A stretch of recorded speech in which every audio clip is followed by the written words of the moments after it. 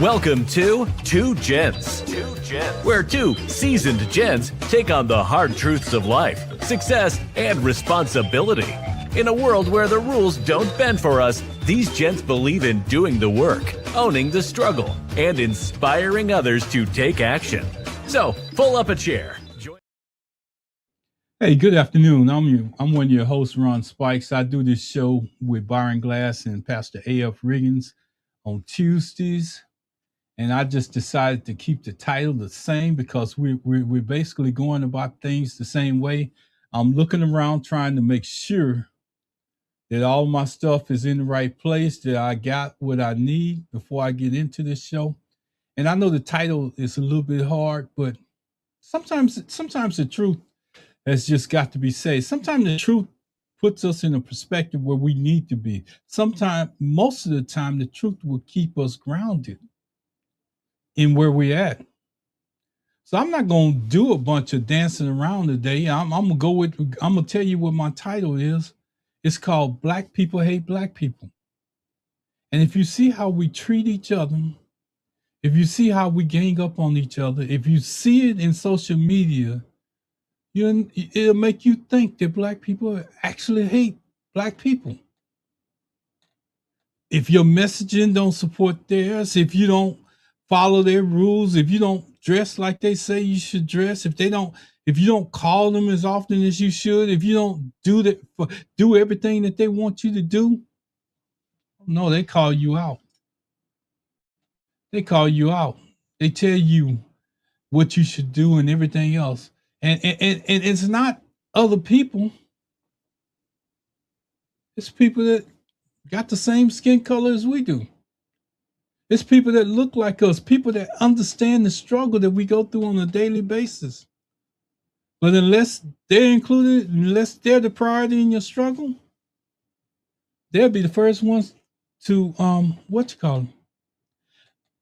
And before I get into this, I want to say this in sincere honesty. This black people hate black people. I've been had this in what I call a can a long time. I didn't even want to bring it out because I knew how the title would read and how some people would be affected by the title. But it's true. But here's what gave me the ability to introduce this title. And before we start this show, I need to be real with you. I was ready to go stream ahead, just get into it wholeheartedly. Black people hate black people. That's how serious it is. Not because I believe we walk around with hate in our hearts, but because on the surface, that's exactly what it looks like. I just gave you some examples of that when I opened up. That was my first reaction. But something didn't sit right with me. Something underneath didn't make it make sense to me yet to come and try to deliver this thing like I want to. I knew what I felt, but I couldn't justify delivering it using the black people hate black people. Because I can't function if that is true. I can't function if that's the narrative that I got to bring to correct something, to correct the wrong. But here's what gave me a place where I could go and still make my point. You know, I just couldn't explain it in a way that it was rooted in without offending some people. Not in a way that honored the truth. Then here's what I saw. I'm gonna say it real quick. Here's what I saw. And I want to say his name because this is what we got to do as black people. And I want to set the example of how you give people respect for what the work that they put into these podcasts and what they do. Then I saw Scotty Reed. I saw a post from Scotty T. Reed. And a switch went off in my head. In that moment, everything snapped into place. My belief wasn't wrong. I just hadn't dug deep enough to see what was buried underneath it. Because the real issue isn't hate. The real issue is empathy, dying. Empathy, dying. And I want to share this with you. And apathy taking its place when you're the only one going through it. Let me just share this with you, because I want to be clear. I want to sit up straight when I share this with you, because most people don't do this. See, Scotty shared this post, and I read it. So you know what? That's it. That's what I've been trying to say. Scotty T. Reed. Let me tell you who Scotty T. Reed is before I go a little bit further. When I was on Blog Talk Radio, and most of y'all probably don't remember Blog Talk Radio, Scotty and them was one of the first guys I ever seen that had a true black radio station set up through Blog Talk Radio. A true black radio station. They got into black issues. They shared issues from around the country. It was multiple guys that used to come on that show. But I remember Scotty T. Reed, and I still keep in contact with him today. If you want to go out there, I'm going to tell you how to get to him. Go on Facebook and look up Scotty T. Reed. He posted this. And I send it out to him. And I told him, I said, you know what, Scotty, I think you're going to help. I think that you're helping me deliver a show that I really want to deliver. And I'm going to add it to the stage right now because I need you to see it. Not me. I don't want to be seen. I need you to see the whole thing in its entirety. And this is what he posted. Empathy and apathy. Empathy and apathy. Then he broke it down into some sayings right below it. Empathy sees the struggle, feels the compassion, takes action. I'm reading this off my screen down here. Takes action, helps create change, builds a better future for everyone. Let that sink in for a minute. What I just say. Apathy, on the other hand, ignores the struggle, cares only about comfort, does nothing, lets others carry the burden, contributes to the problem, even unintentionally. Think about what this show is called. Black people hating black people. And I know most people say, well, you saying black people hate black people. Yeah, they do. It's a form of black people hating black people every day, every time that you get in social media. It's a form, even if it's taking the form of being on a ship and somebody bumping into you or saying something or doing something wrong to you, and you reacting. It's black people on black people. That's black people hating black people. Because you all both sit there to go on vacation. Anyway, let me get out of there because that's going to take me a whole nother direction.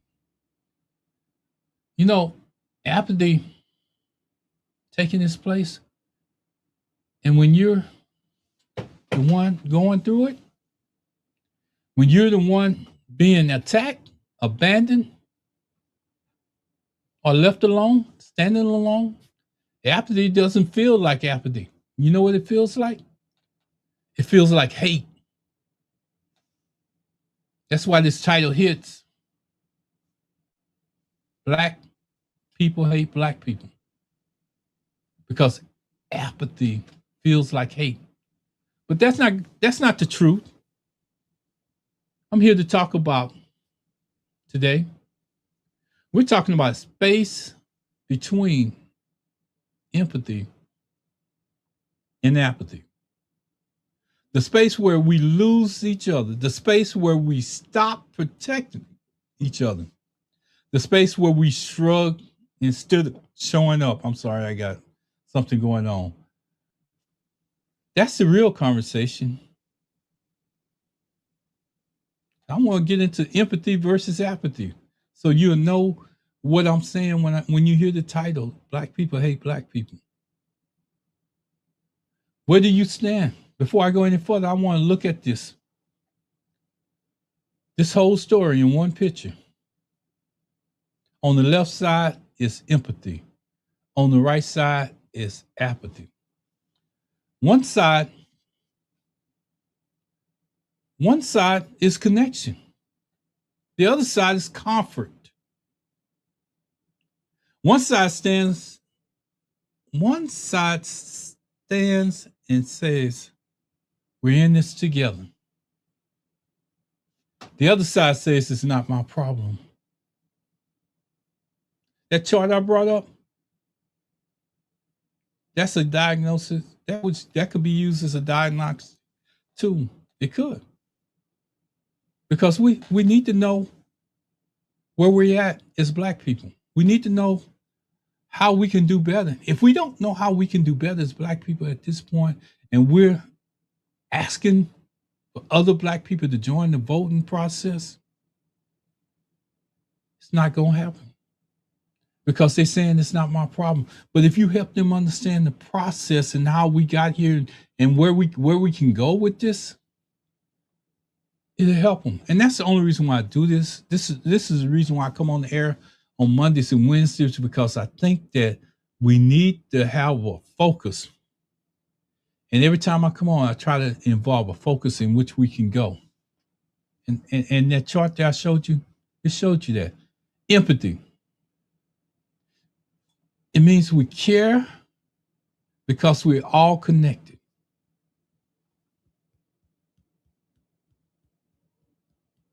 We care because we all connected. Black people. We see the struggle. We feel the compassion. And most of all, we take action. And that in itself helps to create the change. It builds a better future for everyone. Empathy is not an emotional softness.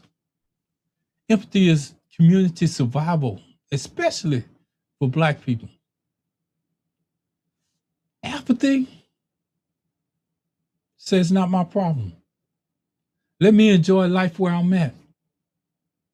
It ignores the struggle, the history, and everything that everybody even gave to get them to this point. Apathy only cares about comfort. It does nothing. It lets others carry the burden while you sit in your lawn chair sit back and relax. That ain't my problem. I don't have nothing to do with it. But when it comes knocking at your front door, you want everybody to come to your rescue. And I can give you an example of that right now. We talk about the police as much as we want to, but if something going wrong at our house, you know who we gonna call? The police. You know why? It's twofold. First, we want a response. We want somebody to come out and look at what's happening. And then we want that police report, because if we have to file something, the first thing they're going to ask is, did the police come out? So all y'all that's out there that think that you can take apathy as a road, it's something wrong with you. Anyway, I want to go back. Apathy, it's not loud. It don't have to be loud. Apathy not necessarily is violent. Apathy is not hateful, but it acts just like hate. Apathy represents a quiet abandonment. A quiet abandonment. And most black people don't want to hear this, because that ain't true. We don't hate our own people. What is it? When you destroy them with your mouth, destroy them with your actions, destroy them with a keyboard, destroy them with your speech, instead of reaching out to them, what do you call it? like I said, I didn't have an answer to it until I heard till I read Scotty's post. Then I knew where I was. I can deliver this thing right now. Now, here's the comfort part. Every one of us is on one side of this chart, that chart that I presented. Not in theory, not in politics, not in hashtags. And this is the reason why that chart works, because in real life, I'm gonna say it again. When someone is attacked online, you scroll past. That's apathy. When someone is struggling, you say, it ain't my business. That's apathy. When someone succeeds and you feel threatened instead of proud, that's apathy. Then when someone falsely accuses you and stay silent, when somebody falsely accuses you, and they stay silent, they know you didn't do it. They know that you wasn't nowhere near it. They were probably talking to you on the telephone, on the cell phone, and still stayed silent while you took the blunt of whatever was going on. That's apathy. When someone is drowning and you say they'll figure it out, that's apathy. But when you defend someone who's being lied on, that's empathy. When you show up when someone's standing alone, show up when someone's standing alone, that's empathy.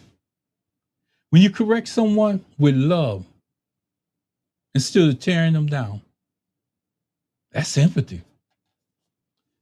When you help someone rise, even when you get nothing from it, even when you're not even seeking, thank you, man. Thank you, sir.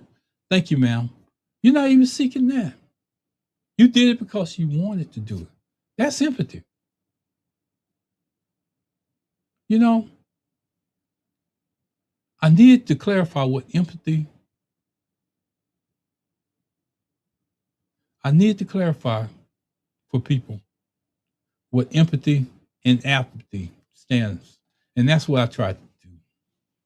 But here's something that probably is going to drive it home, so you can understand what I'm saying. So, even the old people and the young people can get this one, because it didn't start with us. The pattern in our history, that didn't start with us. Before we even talk about today, we need to look back, because the truth is simple. We didn't get here overnight. They didn't start with social media. None of this started with social media. None of this. This empathy and apathy, it didn't start in social media. This is a gap that we did. And we have been using it for generations, and we don't understand how to get out of where we at. Let me walk you through it so you can have an understanding of what I'm talking about. Fred Hampton, betrayed from the inside. Fred Hampton was 21 years, brilliant and organized, unified a people across a race, a class, and a neighborhood. A neighborhood. The government feared him. And you heard me do a show about J. Edgar Hoover, but he targeted this man. But here's the part that we don't like to talk about.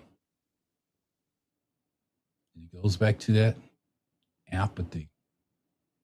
Someone who smiled with him, ate with him, planned with him. Someone who was inside the same rooms that he sat in. Not because of hate, but because of apathy. A man who cared more about his own survival than the survival of the movement. Who's somebody that looked like him? somebody that looked like him.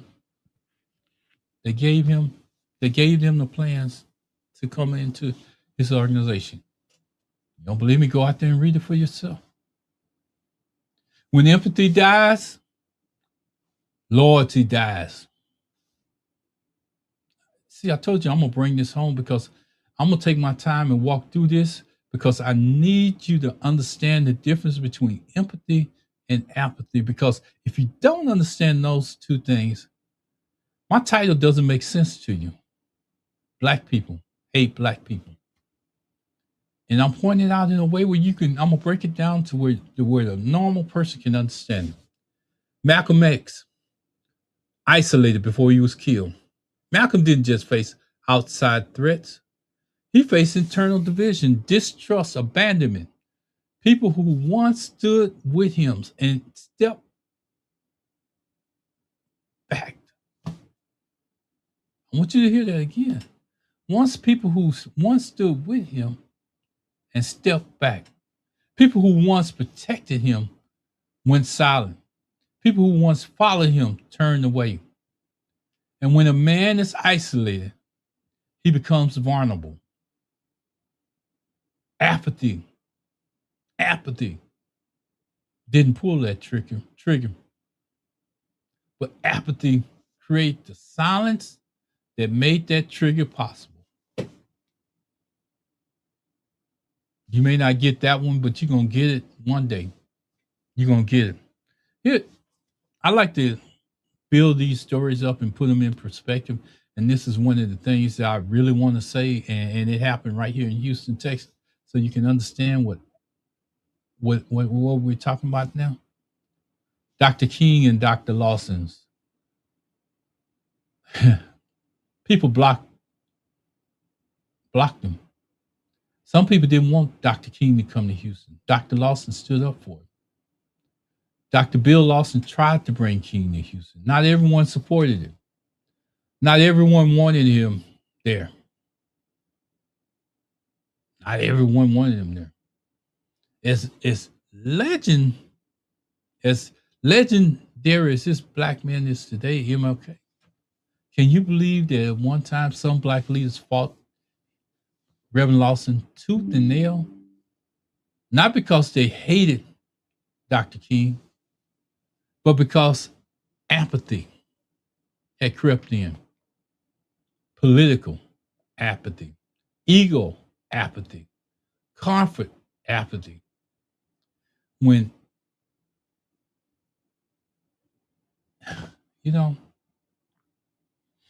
I'm really trying to deliver the speech, but sometimes you get emotional when you hear stories like this. Because when empathy is alive, we welcome leadership. When apathy takes over,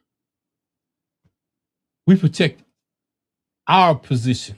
We're just worried about us, me, right here. Not anybody else that's going through anything else on the outside. We protect us instead of the people, instead of the fight. But in the end, here's the thing that gets me. Those same people that didn't want to fight with them, now they're probably running the flag up the pole, talking about, hey, Black power, we got black power. He did his job. Their grandkids out making speeches, but they're not telling their grandkids, I didn't want them here.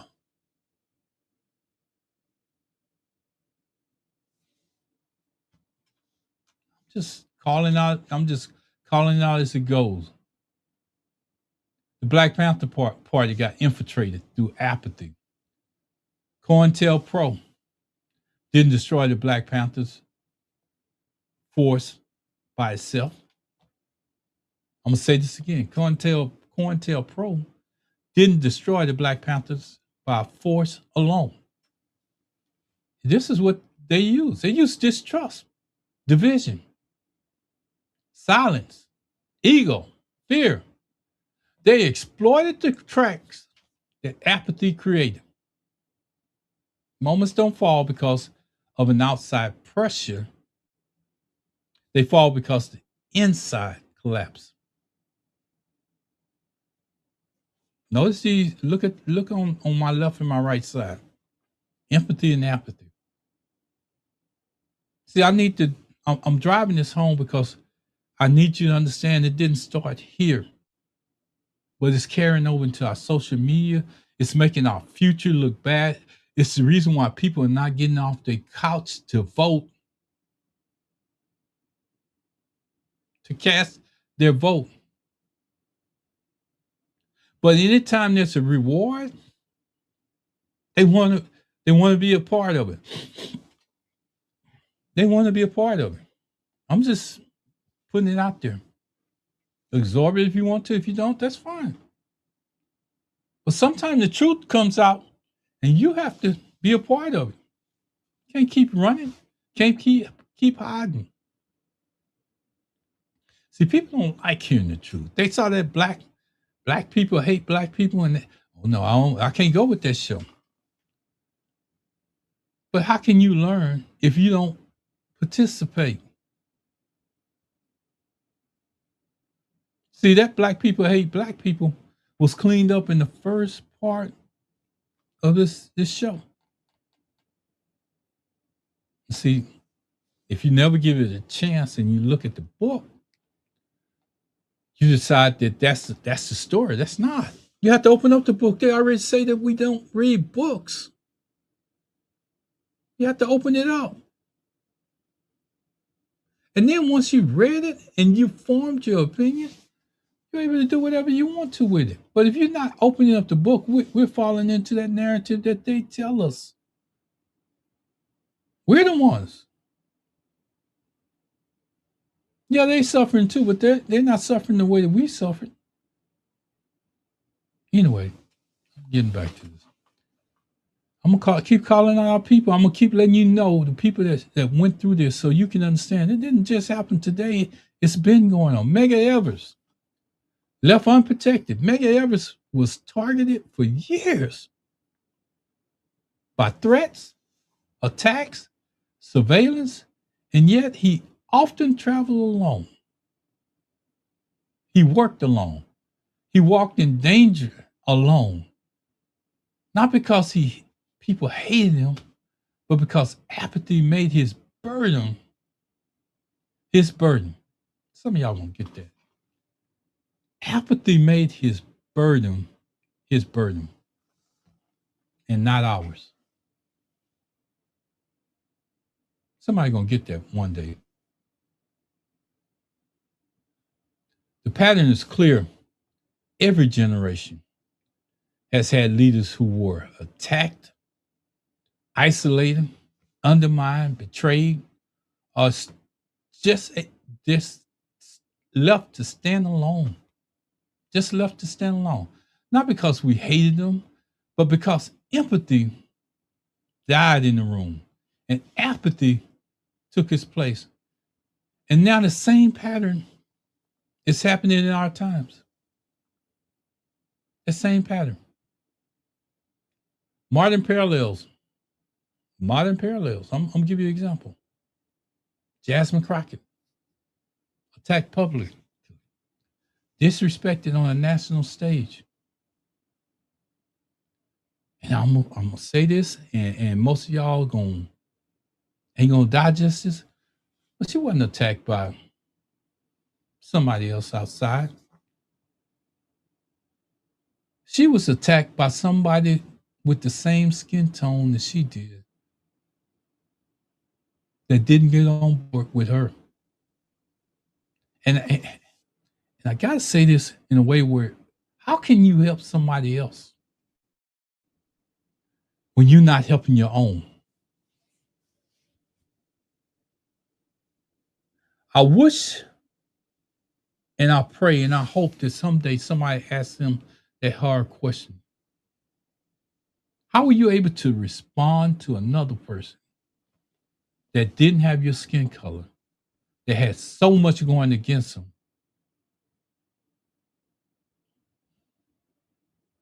Let me just say it. He called another black man mediocre. How can you come down here and support him, but you can't support a black sister,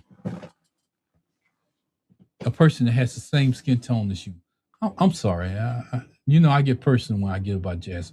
When I get to Jasmine Crockett, because I see our daughters, my daughters. I see Byron Glass' daughters. I see Pastor Regan's, and I see Rihanna. I see people trying to make a difference. I see the I see those people with kids and they try to make a difference. And if every time they got a chance to make a difference, it came down to strategy versus the person, I'm gonna choose the person every time. Anyway, we're gonna talk about that tomorrow night. I'm gonna get into that. The loudest part of the attack, it was silence from people who could have stood with her. Same thing I just got through saying. Go back and review some other shows. I'm not gonna stop here. I got to keep moving because I got a lot to get through. Christian Menifee hit with last-minute accusations, no evidence, no due process. Instead of immediate protection, he got hesitation. Sometimes you gotta wait and see, because even in Christian Menifee's case, I don't know how to go into this. There was an assistant. I'm gonna say it like this: there was an assistant running the office since Menifee has been on trying to run for the 18th congressional district.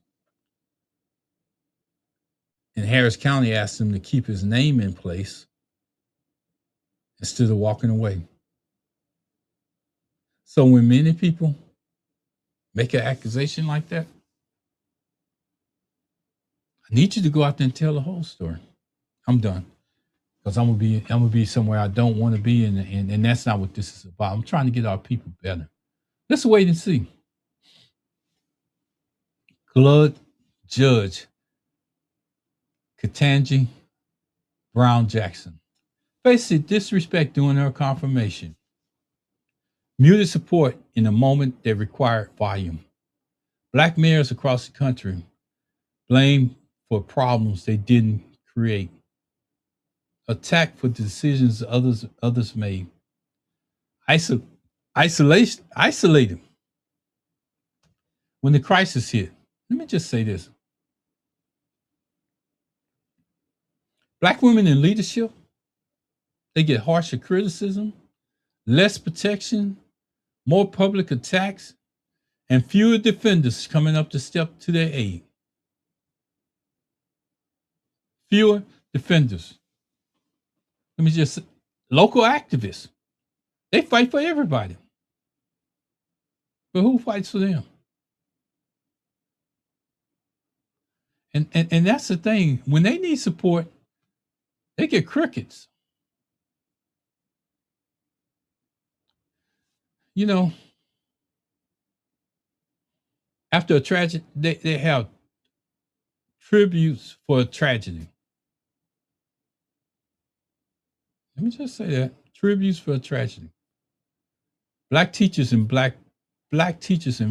principals pushed out, undermined, over scrutinized, over falsely accused of something. And the community doesn't mobilize until the job is already gone. You've been doing an excellent job representing your kids, keeping your kids on a path to move forward. But because strategy, you let it go. You don't get out there and protest. It comes down to simple things like black business owners. We don't show up until the closing sign is already at the door. Give you an example of this. Keith Lee came to Pearland, Texas. I don't know Keith Lee. I don't personally know him. But I know he made a difference in some businesses, and especially this black business here in Pearland. He showed up. When he showed up, everybody started going to it. People would line up around the corner. We have to use whatever we have in place to build our own. But it's a two-part question to that. It's a two-part strategy to that. Now, I don't even want to call it strategy because that's what I'm talking against right now. But it's two things that you got to do. They can send the business to you, but the second part of that, you got to deliver what you say you can deliver. That's one of the stories for another day. I got to keep on going. Black candidates. We say we want representation. And this is key. This is the reason why I'm doing this show. All the rest of this stuff, it don't matter, because if we don't show up in the midterms and get our people in office by our vote and our actions, all that's over, like Byron Glass say. That's over with. Pastor Reagan say, if you don't put the gas to the pedal, it's over with.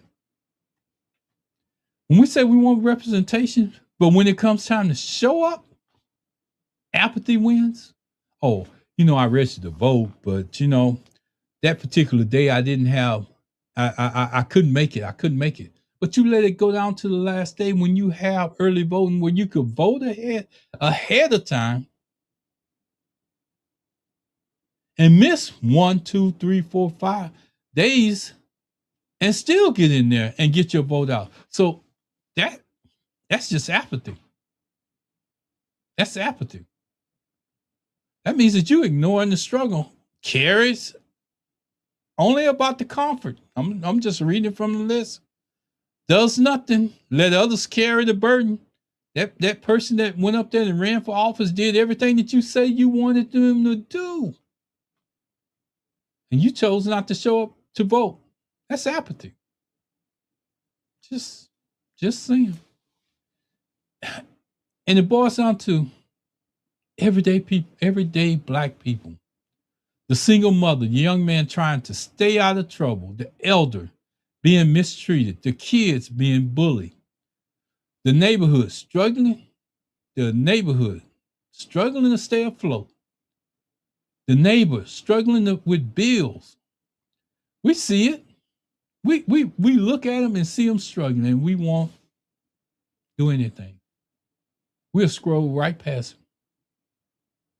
We say that's sad, and then we move on. And to the person that's living it, anything I just say to the person that's living it, you know what that feels like? Hate.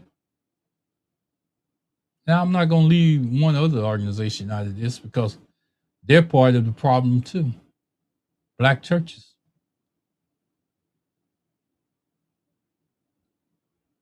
Black churches with leaders within the organization. Black churches with leaders within the organization that act just like apathy. I'm gonna leave that. It's too much that I'm talking about. So I some of these subjects I can go into a little bit deeper, but I want to move on. If you've been following this show, you already know this isn't the first time I've talked about the house being on fire. I did a whole series called The House is on Fire. But then I was talking about the flames. The flames that was already there. The visible destruction, the obvious danger.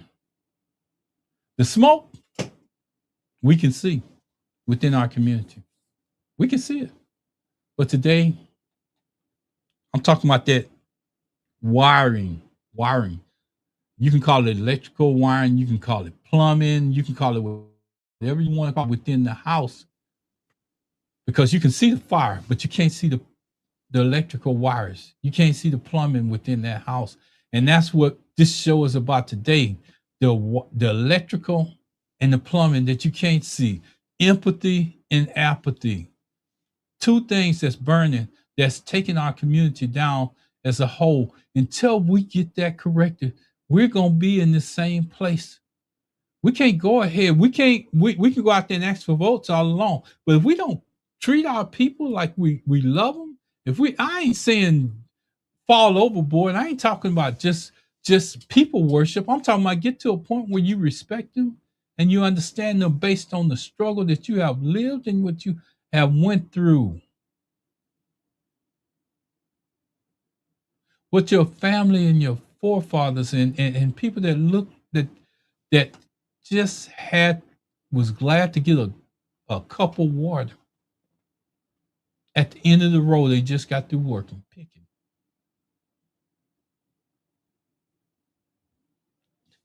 We got to do better as a people. You know, I did that series on the house burning, but let me just say this. We're tired. We're tired. I know. I know we're tired.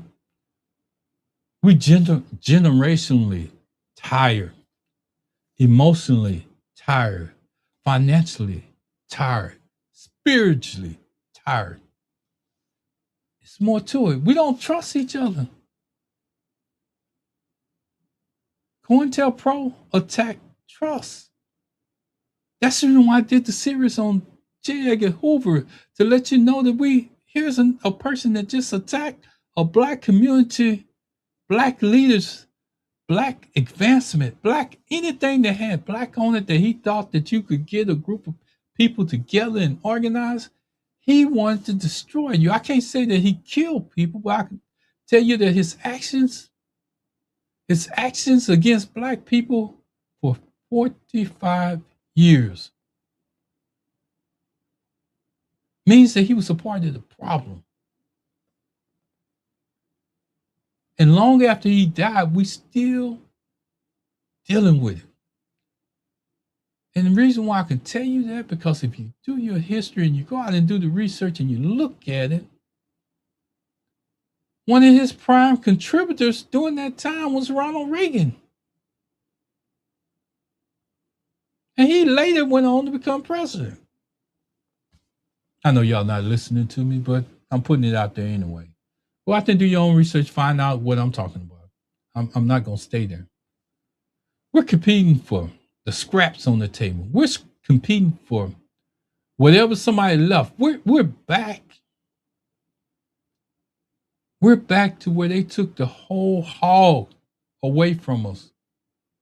And the only thing that they left us was what was on the table. And we took the chitlins and whatever else that was there and made it into a delicacy today that people, even them, and they run and look for it.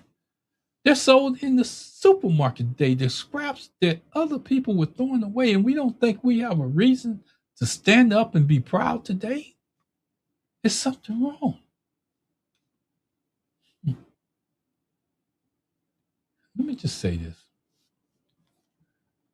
We're taught that there's only room for one. Competition kills empathy. We're desanitized to a point that numbness is not protection. Numbness is decay. We're disconnected where we used to be a village.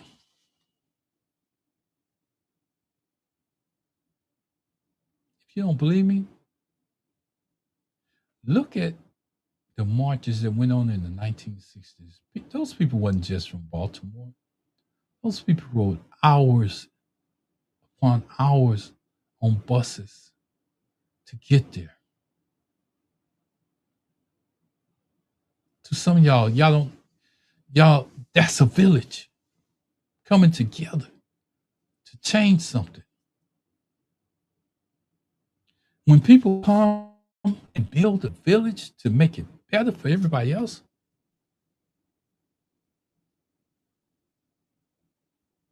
we got to see that. You know what people say on the other side when they're not willing to do that? Say it's not my business. Not my business.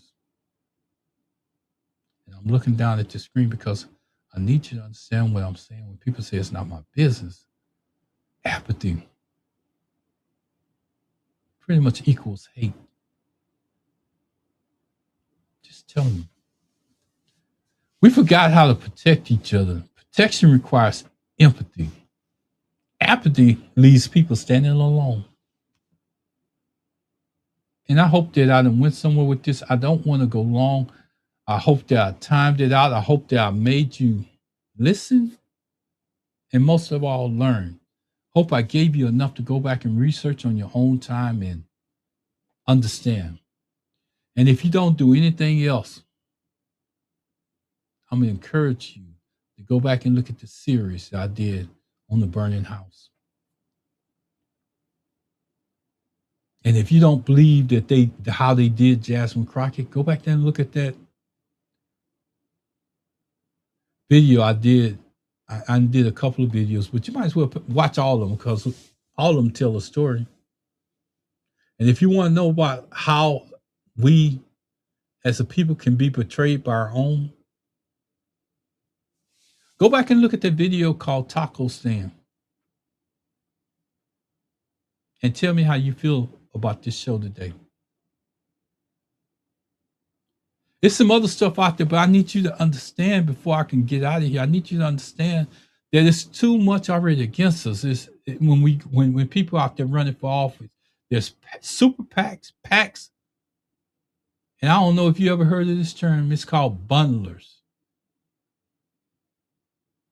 And I'm gonna tell you the reason why I stand up for Jasmine Crockett every chance I get, because a man named Chuck Rocher. I don't hate him. I know what his business is now, but I had to educate myself on what he did, because this is the thing I didn't like about Chuck Rocher. What he did the next day after the election was basically told black people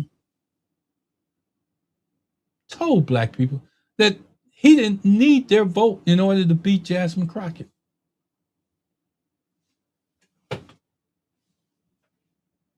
When we get into the show tomorrow, you're going to hear me go into this detail. You're going to hear Pastor Riggins. You're going to hear everybody's side. So if you come on at 7:30 tomorrow, we're going to talk about Tallarica and Ken Paxton. That's the race that's up there right now. But I can't get into it till you understand about what happened to Jasmine Crockett. Ain't nobody on that show defending Ken Paxton. That's just the race that we in. That's why his name showed up on there. So if you want to know the truth about what's going on right now and what's going on, what we should be worried about, join the show tomorrow, 7:30 Central Standard Time. I invite you in. Because that's the discussion. Anyway, I'm good. So when we say the house is burning, I'm not talking about politics. I'm not talking about candidates. I'm not talking about elections. I'm talking about us. And I'm pointing two fingers and thumbs. Us. I'm talking about the show. And if you look, let me make sure I got to get it right. If you you just don't know how hard it is to do this, let me do it. Let me see if I can get it right. This one. Move myself out of the way. Empathy. I'm gonna say it again. Empathy sees the struggle, feels the comparison, and takes action. Helps to create change. Builds a better future. Apathy, on the other hand, ignores the struggle, cares only about comfort, does nothing, don't care how much damage is done out there. They don't want to correct it. They don't want to say anything. They just want it to be there. They just want you to participate and do whatever you have to do. They don't care. They don't care at all. They would rather have you carry their burden than say something about it. And if you're out there criticizing somebody else about what they're doing instead of going to them first, you're contributing to the problem. Even if you don't know that you're doing it unintentionally, you're still contributing to the problem.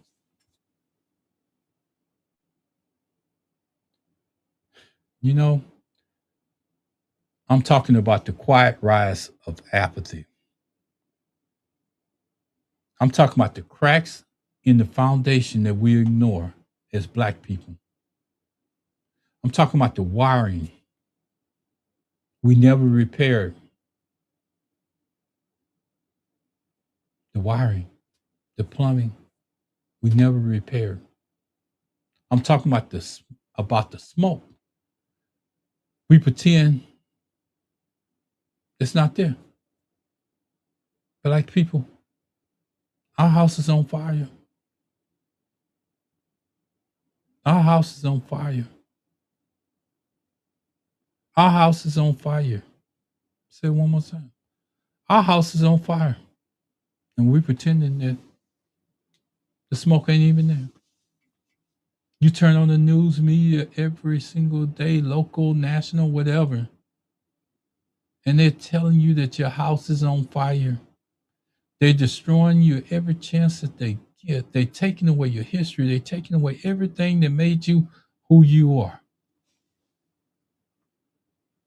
just to make themselves look good. And we're doing some of the damage, some, not all, to ourselves. And we have to accept that. Excuse me, the house is burning because we stopped caring at the level we used to. But the real reason why the house is burning is this: we lost our foundation. We weakened our foundation. We allowed our foundation not to have piers in the structure to hold it up. And the biggest foundation that we ever had as Black people as a whole,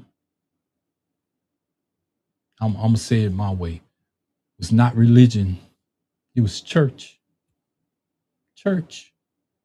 When you had people within the church that made a difference, when you had people that wasn't in there doing what? Ignoring the word of God, ignoring the struggles that the church is going through, cares only about the comfort, how big the church is, how many people come in Rolls Royces, Mercedes Benz, how big the offering plate is, does nothing to change that narrative. I'm just reading it from my screen down here. That's what I'm looking at. Lest others carry their burden in tithes and offering. Let others carry their burden in tithes and offering while they sit in the pulpit, draped in the most expensive wardrobe or a gown, whatever you want to call that thing, that they can find to do God's word. And by the end of the sermon, they sweating from head to toe. Are they in there with the best of the best of the best, whatever name that you can come up with? But if you go to a place where they're not, if you go to one of them places, notice what they're going to do. They're going to pass the offering plate. They're going to pass the offering plate and tell you the reason why you should give. Now, if you're a person like me, I'm going to look at them and I'm going to look at what I got on. I'm going to look at them and look at what I drive. I'm going to look at their tithes and offering and look at the bills I got to pay. See, because at the end of the day, you know what a church represents? And this is a hard truth, because I'm gonna share this with you. Here's a hard truth. Doesn't matter how many tithes and offerings, how many Sundays you show up, how many Sunday school lessons you take. If you're away from that church for any period of time before your death, because you couldn't make it, because you were ill, you couldn't drive yourself, your kids wasn't taking you or doing anything like that, go to that same religion and tell them that I want to bury my mother, my father, my cousin, my this, my that in the church, and see if it don't come with a cost.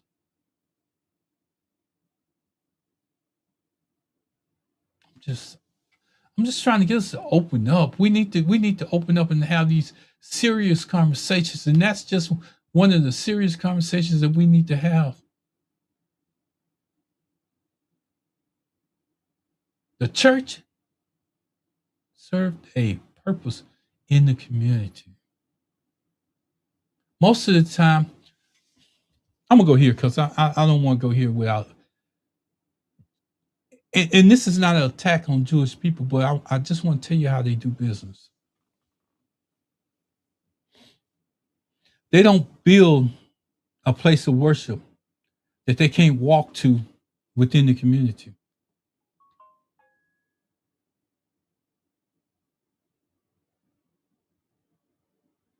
So as a group, where's their strength coming from?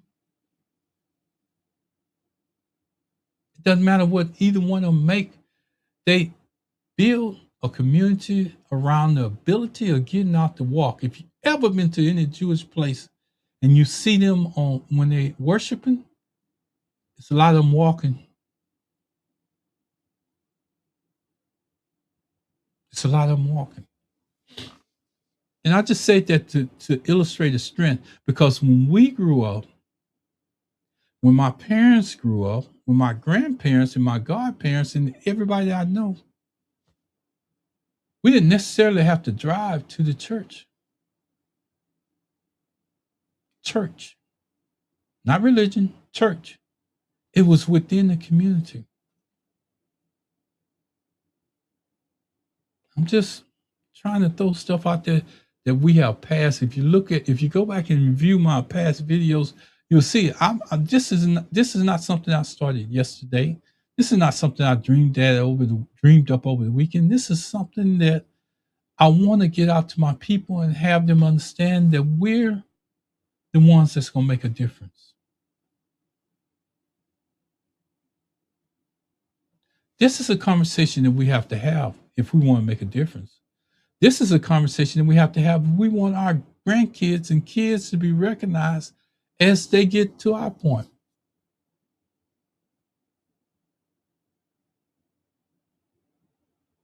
I'm gonna bring up one more thing and then I'm gonna get out of here because I want to stay on track. My brother came into town, and we sit down there at the table, and we have a discussion about government. He's on the other side, and he brings up some legitimate reasons why he's on the other side, and he shares some information with me, and I sometimes I just pause and I let him have his way. But you know what I do after having that conversation? I don't want to argue with him. What I do is I come back and I research my facts. If he says something that I disagree with or that I don't understand, I research my facts, but I don't go back to him and have to put it in his face to prove who I am. And that's what we need to practice as a people. It ain't that important. As long as my people keep moving in the right direction.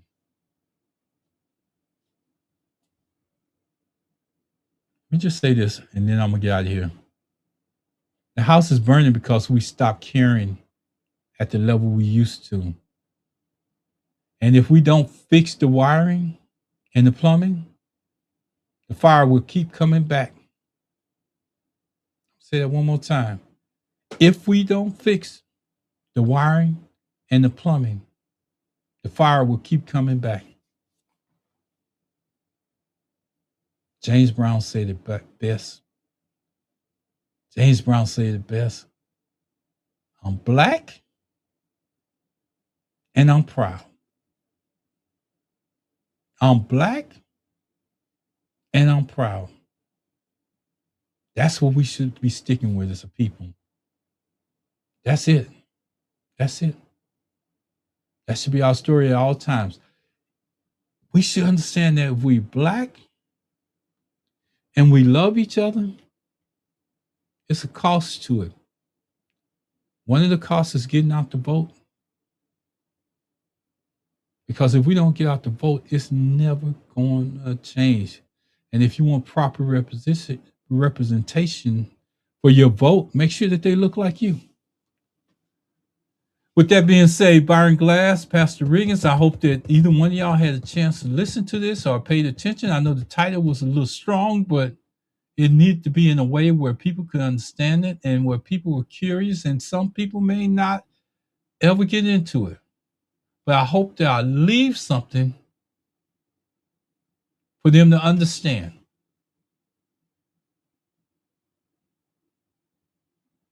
And I'm going to go to my favorite thing. This is my favorite time of the show. I want to say thank God, thank God, thank God. I've been doing that ever since Blog Talk Radio. And that's how I'm going to end my show almost every time that I get on here. As long as God give me breath. I'll say thank God, thank God, thank God. Hey, I hope you enjoyed the show. I was trying to be more informative. I think on my Mondays and Wednesdays, I'm going to take this approach to doing it. If you want to get directly into politics and get involved into that part of it, you're welcome to do it on Tuesday nights at 7:30, where myself, Pastor A.F. Riggins, and Byron Glass will be there. And if I can get this up real quick, I'll do it. But here's the topic for Tuesday night. I want to get it up because I did it. Here it is here. I'm going to use this one. I'm going to use this one right here. This is our topic for Tuesday night. Tallarico Paxton. Black voters. We won't forget. That's our topic. So if you're just tuning in, please go back and look at the show. I'm done. I'm out of here. Have a great day. I enjoyed the conversation. I hope I took you down a path that you can respect and enjoy. Take care. Take care. Take care.